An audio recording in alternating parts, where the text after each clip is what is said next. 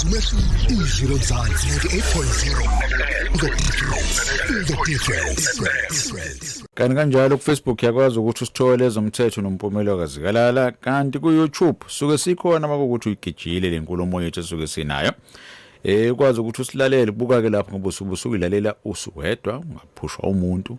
bese uyeza ukuthi cha nayi indade bekhuluma ngayo le kodwa uyathi ukuchitha isikhathi ake ngenze kanje sizwe sobona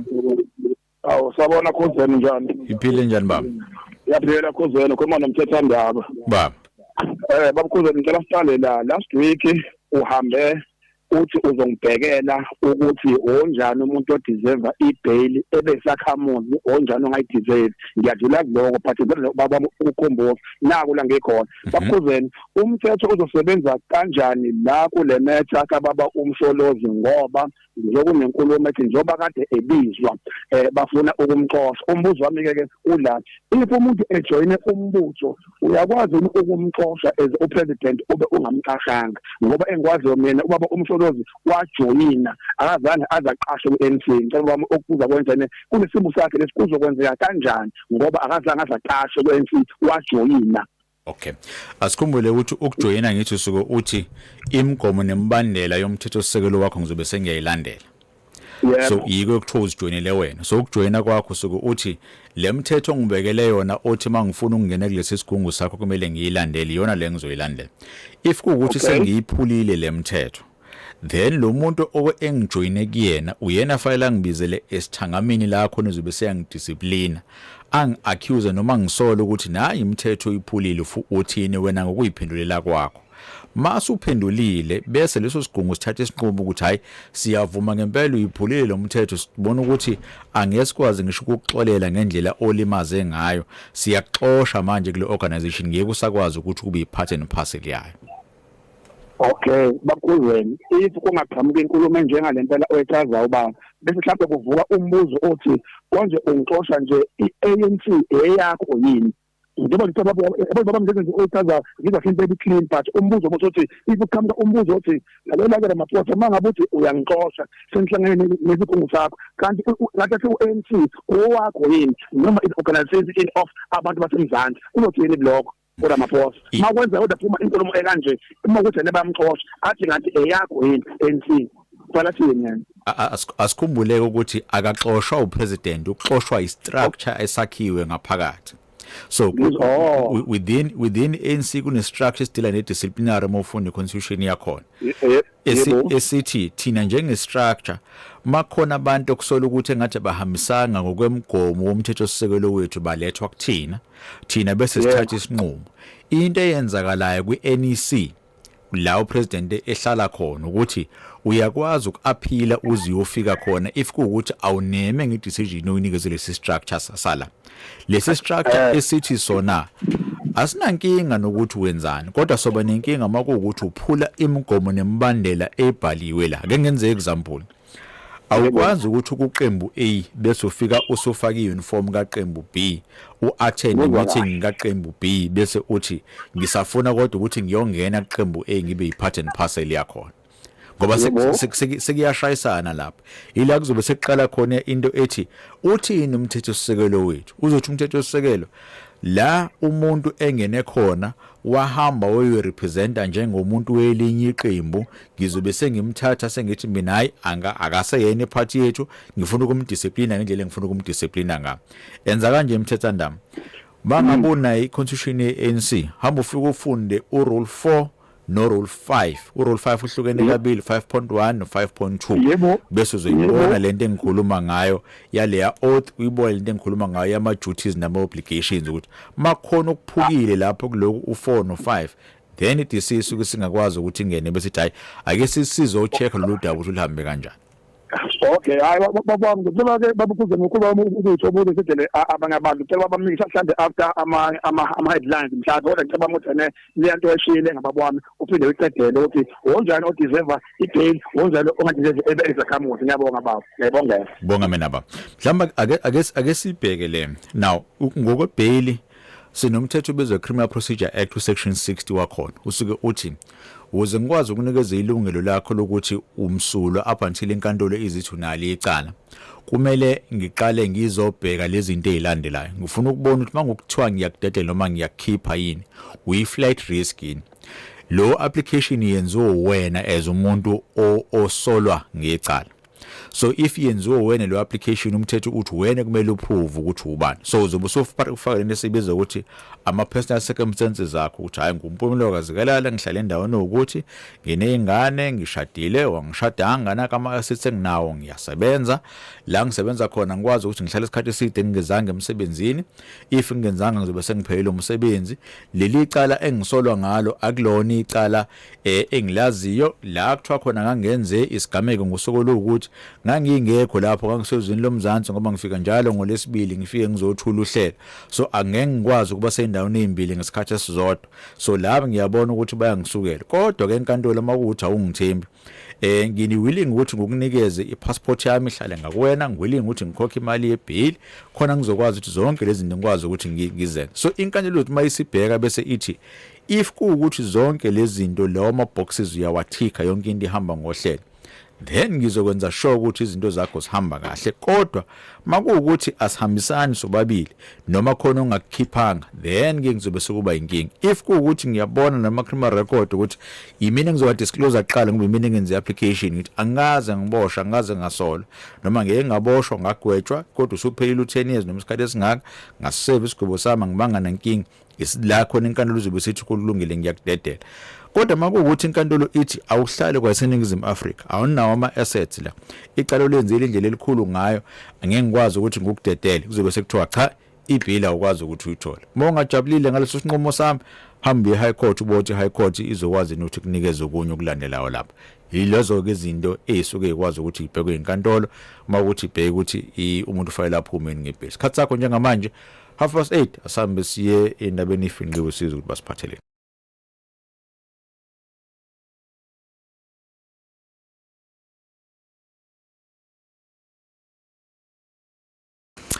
isikhathi sakho njengamanje 3 minutes after 8 yabona mase ukuthula le into esikhuluma ngala ingcodi bakhona bangaba nenkinga kodwa senze kanje before siyongena ake sibhekele lo double ngena ngolesihlanu constitutional court sokhumbula ukuthi i-directive ayisho kanjalo ithi ngolesihlanu sihlangane kuzokhulunywa udaba lokungena kwegama lika former president ohlwini labantu abazohamba baye ku National Assembly sokhumbula ukuthi after electoral court selilalile lo daba i-IEC ilithathile lathi hayi cha sicela clarity la sicela ukubona ukuthi constitutional court izosinikeza yipi direction izinto ke lezi engicabanga ukuthi babhizi manje bameli babhizi nazo basayihlanganisa ngizwile ngumthombo wami othembekile izolo ukuthi cha engathi kuzoba khona abantu sibabiza ngama amicus curiae lapho kuswa kwabangani benkantolo abasuke bethi thina siyazi ukuthi asingene la kodwa sifuna ukuthi sibe i-part and parcel sizofaka ama submissions ethu ukuze sisize inkantolo ikwazi ukclarify kwezinye zezinto so silinde ngamehla bovu ukuthi ngolesihlanu kuzokwenzakalani then bese siyabona ukuthi i-direction yayo court ithini ezintweni ezifana njengalezo ake ngiqale ngale voice note ngizwe ukuthi bathini Sawubona Mr Zikalala u-anonymous lo okhulumayo Mr Zikalala mina ngikhuluma indaba ka Mr Khumalo ukuthi uMr Khumalo uwenza ubuxoko obukhulu yena wenza ubuxoko obukhulu enhlanganweni ngoba bekungafanele ukuthi lokhu athathe ilento indaba yemoto amkele indaba yemoto bese ayayifihla indaba yemoto ukuthi imoto uyithole kuphi bekufanele angayifihli bekufanele ayikhulume edlangalaleni asho ukuthi le moto uyithole uyiphiwe ubani and then manje njobe ekhuluma indaba zokuthi uBaba Zuma kufanele abe kwiface kanjani no kufanelekile ngoba uBaba Zuma wazi kakhulu kunaye yena ukhombise ungathembeki enhlanganweni akathembekile singamthemba kanjani umuntu okanjalo okwazi ukufihla abe nama secrets awakhe yedwa never kufanele kuhambe kanjalo thina nje MK phambili siyaqhubeka nje sovotela MK ngiyacabanga ukuthi into ezobheka noma thina masuke sibheke izinto suke sizibuka kakhulu ngasesadini lezomthetho yila umthetho uzobusungenela khona ukuthi umthetho sisekelo weqembu uthini ubani ocommunicateayo ubani ongacommunicate ukuxoshwa nokwamukela komuntu into eyenzeka kanjani ukudiscipline kwakhe into ehamba iziyofika kuphi Zona zonke izinto lezi ezoyibheka ngicabanga ne-IEC izothi kuyilunguza i-check ukuthi ngabe kuhambe ngohlelo yena ke sibuyisize ngalo sezweni sawubona sawubona babo Zakalala nenjani iphile njani baba siyaphila ukhuluma noNhlanhla kaButhelezi yebo bafsheni ngokomthetho wezwe kuchaza ukuthini ukushisa iflag lezwe kumuntu oshisa iflag lezwe uthini umthetho kuleyo ndawo ngicela ukubuza lokho kungamele ngiyithi kwi-investigator kahle kodwa kungabuye kudepende nokuthi kwenziwe ubani eyintweni nakuyiphi context nangendlela okuyiyona and then bese kuya check ukuthi mhlambe ngokwe common law ikhona nama ngama provisions asuke khona ukuthi ngikushiso lokho ngoba kwashisa iParliament okay indaba yakhona ke ukhona ke ohlalayo ke uZandile bani manje umholi weDA umile phambi kwesixuku senhlangano nama supporters akhe ushisa iflag lezwe lase South Africa esiqhayisa ngalo esithi noma sikuphi malivela sithi nayi South Africa imelelekile yena uyalishisa okuyiasin ngokwami bengithi mhlambe ke uzoba nalo ulwazi kodwa masazosibhekela hayi ngohlala ngilindele ukuthi ngempela kungani amaphoyisa engambophi on the spot ehambe yochaza ukuthi uchaza ukuthini ngokuma ezidlangalaleni eshisa iflag umhlaba wonke ubuka because njengoba kunalama elections nama campaigns nje sibukwa umhlaba wonke yena bese yalishisa uchaza ukuthini ngezwe lethu haleluya ngiyabonga hayi kulungile ngizokucheckela impela nange definition iase nakhona ngiphinde ngicheck ukuthi yona ihamba izifike kuphendweni efana njengaleso ngiyabonga haleluya bonga mina phuthume ngala ku WhatsApp uthi ngibingelele msizekela ngicela ukubuza ukuthi ngecriminal record uthi thatha isikhathi esingakanani ukuthi isuleke kusacela ukungazishiya igama lakhe well aqale la it depends ukuthi icalo lenzile lithini if ukuthi icalo lenzile ayingekho option ye fine then it means ukuthi lelo criminal record ngeke izisuku izohlezi ikhona number 2 if 10 years ungakapheli up until noma from date wanikezwe ngayo lo sentence noma wagotshwa ngayo icriminal record ngeke izisuleke futhi nakhona kodwa if kuukuthi wonke lokho nokunye engafanele sikucheck kusekwenzakalile mhlambe singasho 6 months to a year ngoba kube sekuyi internal process yangaphakathi so abakunikeza time frame ukuthi thini bake bathi nje uzosubmit ka Department of Justice and Correctional Development and then kuthi bese kuba yibona ka bazothatha udaba balise phambili nokuthi kwenzakalani kuyona angiphuthume ngiyengala ngibingelele mthizikalala uthi ngiyazi ngiyahleka manje khuluma ngebhola umfana wami wenza grade 7 kudlala iChiefs uyahlula wayekhala ingane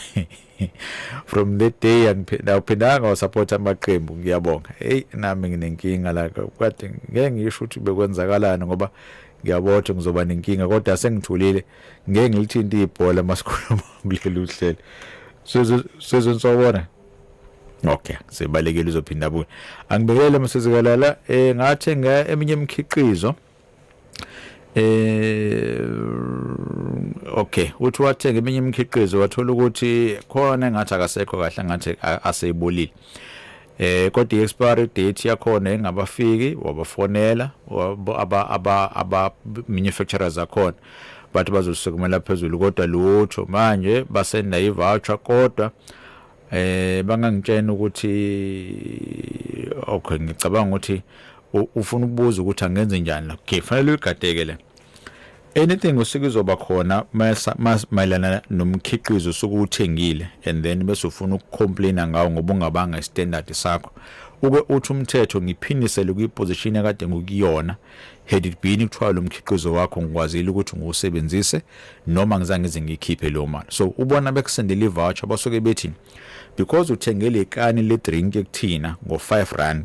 sikubuyisela i6 pack it means ukuthi sesikhokhele more than kade kuvela ngiladi ikhona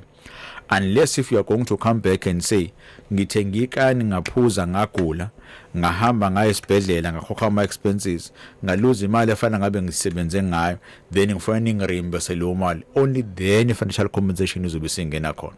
If ungakwazi ukuprove lokho then uzoba nenkinga because it means ukuthi compensation yakhe ayihambi ngohlelo ngeke uzoyithole into bekumele ngabe uyayithola la ngiyakhona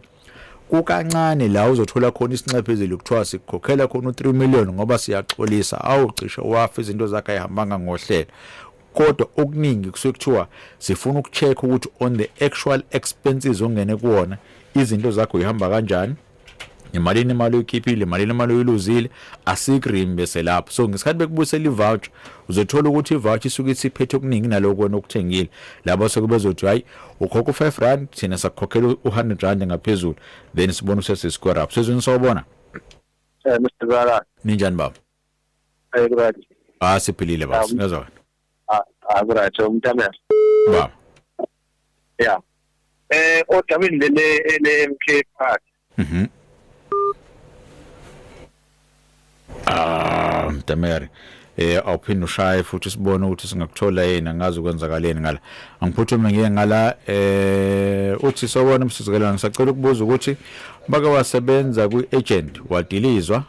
kwangalandela indaba zezimali zakho ngenxa yokuthola kwezinye indawo okay ke ngenzeka nje ke ngibona sizweni sawubona Kuzen ninjani baba? Ngiyaphila mfethu. Niyaphila ukuthi sikangani? Ngiyaphila ngiyaphila naba. Hayi ku right kakhulu iflow yakho. Kuze ngicela ukubuza leli cala lise constitutional court manje between uIEC neMK party. Line impact engakanani kuma postings ama elections manje. Ngoba uIEC uthi awu contest i-judgment. Now ngifuna ukuchecka nje lapho uma ngabe uthi awu contest i-judgment okusho ukuthi what is the use of them ukuthi baye e-constitutional court yini ezoshintsha if benga contest i-judgment. 2 uma uregister a party uregister kuphi athele ama conditions umuntu osuke eregister a party on behalf of ngoba it could be a party oyisungula wena ebese ngokuhamba kwesikhathi ucontest kuma elections udliwe kube omunye upresident. But does it change the fact that the registration the party where it is registered it is in your name kune impact then engakanani lokho? You remain always a person who registered a party who has got a right ukuthi register nokwenza anything ngaleyo party. Should i-constitution ye party ingakhulumi ngaleyo clause yokuthi uma usengaseyena upresident noma usungaseyilona ilunga le party you are also removed in the certificate or awusena impact ekuthenini i-party exists in your name. Ngibuziswa yilokho mfakazi kalala. Ukhumalo uthi I registered the party myself so I remain a president. If ever kunento engathi umsholozi registered ANC so he remains in the certificate of the ANC where the party is registered usene say in the affairs of the ANC in terms of registration or not. Ifuna ukuchecka nje lokho mfakazi kala. Kumele siqale sibheke ukuthi i-constitution ye-party thini kodwa siphinde sikhumbule ukuthi i-IEC ngoba isuke ifuna into uniformed izothi when we are registering i-party on behalf of the bigger collective i-constitution is then going to regulate ukuthi mase sifuna ukuderegister le party senze njani. So ama clauses ajwayele ukuba khona bazothi ungakwazi ukuyideregister kuphela after sekubiza iconference kwaba khona u2/3 ya invite abantu kanje kwathathwe resolution kuleyo conference ukuthi siya deregister. So kungenzeka ukuthi wena umphembi ngoba kubhale wena lapha ya kodwa ngekwe after usuyiqedile leyo process wayivala le office sesivaliwe isicapha sakho la udingakala khona wedwa sengena kuyisicapha noma kuyi process la sekudingakala khona collective yalabantu abasuke bekhona under this political party. So the mere fact ukuthi you have registered it does not necessarily mean ukuthi amandla okudonsa iplug kusona hleli kuwena. Kodwa lokho kudependa sekutheni iconstitution yenu itheni nivumelane ngokuthini nathi kuzokwenzakalani ngoba iyona iprovision esuke sizolandela lapho ukuthi ihamba iziyophela kuphi la iphinde ibe khona sekutheni khumbula ukuthi once sangena kule collective iconstitution mase ngokuxosha noma ngokususa noma ngokususpenda kufanele ngokunikeze izwi lokuthi ukwazi ukuyiphendulela angikwazi ukukuthatha lokho ngakunikezanga izwi lokuthi uyiphendulele lapho. If ngikwenza lokho it then means ukuthi lokuxosha kwami akuhambisani nento esuke isemthethweni kodwa ngingakwazi ukuthi ngokususpenda ngoba suspension if ama powers ngisuke nginikeziwe kuyasebenza. So it would depend ukuthi kwi-constitution bekubhala ukuthini kwamisa kanjani and then yona ama provisions azolandelwa. Uma kungakho khuzeni then kwi-constitution and then ngiyacabanga ukuthi even ngoye IEC yayizokhala ngokuthi in instances la kufanele si dissolve khona le party sithi so i-dissolve kanjani. So noma ngabe kuthiwa ngiyayithola i-constitution of a political party kukhona izinto ekumele zibe khona ngoba ubalekela i-situation la khona umuntu uzofaka khona i-clause ethi ngiregister political party kodwa izohlezi kuyimina kuphela obo president up until iphepha ethi angesikwazi ukuthi siyovota asidinga isidingo sokuvota imina engizohlala sengila i-democracy ayisekho lapho. So kukancane amathuba ukuthi ayikho instant ezosho ukuthi uyideregister kanjani leyo party ngendlela okwenza efakwe ngayo. Okushoti kufanele siwabheke sonke ama-constitution ama-party kakhulu because yona ezokunikeza i-position ukuthi what then happens if kuwukuthi akusabona ngasolinye efanele i-dissolve i-party noma ubani umuntu nama-powers amaningi. Into esuke ibaluleke kakhulu nethi kuzobhekwa inkantolo ithi uregister kule political party wathi ngiyayithanda ne-constitution yakhona ngizoyilandela landela ke leyo constitution khona uzokwazi ukuthi implemente kahle zonke ezinye izinto. Okay. Bonga mina. Le yase constitutional court zikala. Uthi IEC uncontested judgment kodwa ngifuna i-clarity. No, ayikwazi ukuthola i-clarity ezedlula from leso kubhalwa kwi-judgment. I-judgment esuke siqedile. So if uyithatha uyisona appeal sokuthi angivumelani ne-judgment so ngifuna ukuthi ngiyiphikise. Hence why befaka amaphepha abo. Befaka namaphepha esibiza nge-replying affidavit ngoba basuke bethi kusho asiphikisana nalento sifuna i-clarity ehlukile from what has been provided. So akakwazi ukuthi bese thatha ayishintshe ibe ngendlela engeyona. Awukwazi ukuthi angicontest ngala cha uya contest. The mere fact ukuthi uyifakele appeal it means ukuthi nayi le process enifuna ukuthi ayenzeke nayi process enifuna ukuthi akube yiyona. Okusho ukuthi le interview IEC ngesikhathi ethi aka-contest judgment